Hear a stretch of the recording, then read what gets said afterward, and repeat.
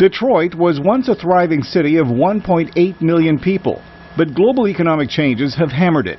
Today, the city's population stands at barely 700,000, with nearly a quarter of its buildings abandoned and in various states of disrepair.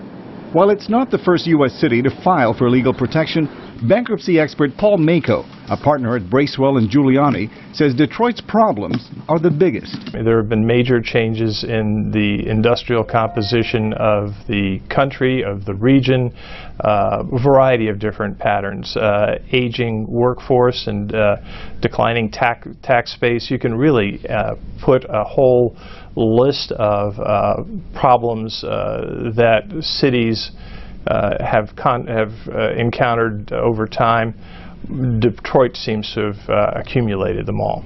Several municipalities declared bankruptcy before Detroit did, but their debts were smaller. For example, Stockton, California owed $26 million, while Detroit owes $18.5 billion. If bankruptcy proceeds, a judge will determine who gets paid. Tracy Gordon is a fellow at the Brookings Institution's Economic Studies program. Is it going to be bondholders? Is it going to be pensioners? Is it unions? Is it taxpayers? And so this is really the beginning of a process which can take years, actually. Although Detroit's mayor says essential services will remain, Gordon says Detroit residents are already paying for the city's financial mismanagement. You see things in the news that it takes 58 minutes for the average police car to show up, which is something like 5 times the national average. There are 78,000 blighted or abandoned buildings in Detroit. So already the quality of life, taxpayers are bearing the cost already. While experts say Detroit's problems could spark a further exodus of people and businesses, Paul Mako says bankruptcy proceedings may also provide a roadmap for Detroit's future.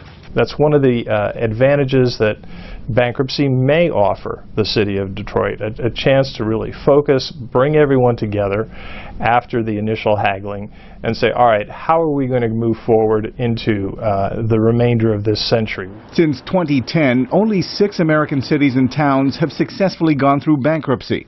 It's not clear if Detroit's leaders could have learned from them to avoid insolvency, because experts say the size and nature of their problems are so different. Arcega, VOA News, Washington.